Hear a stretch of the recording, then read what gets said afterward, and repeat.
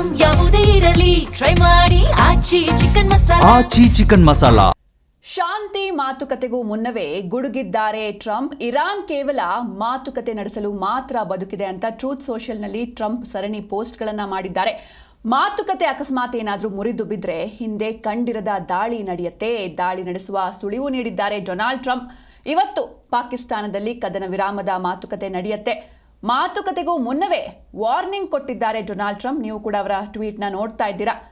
Iran ಕೇವಲ ಮಾತುಕತೆ ನಡೆಸಲು ಮಾತ್ರ ಬದುಕಿದೆ ಅಂತ ಟ್ರೂತ್ ಸೋಷಿಯಲ್ನಲ್ಲಿ ಟ್ರಂಪ್ ಸರಣಿ ಪೋಸ್ಟ್ಗಳನ್ನು ಮಾಡಿದ್ದಾರೆ.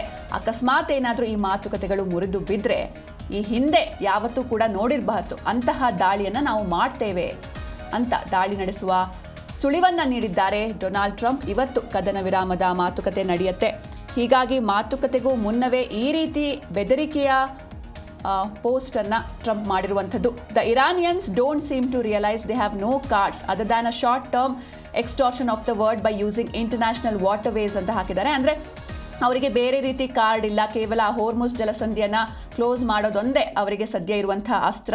ಹೀಗಾಗಿ ಅವರು ಮುಂದೆ ಬದುಕಬೇಕು ಅಂತ ಅಂದರೆ ಅವರು ಈ ಮಾತುಕತೆಗೆ ಒಪ್ಪಬೇಕು.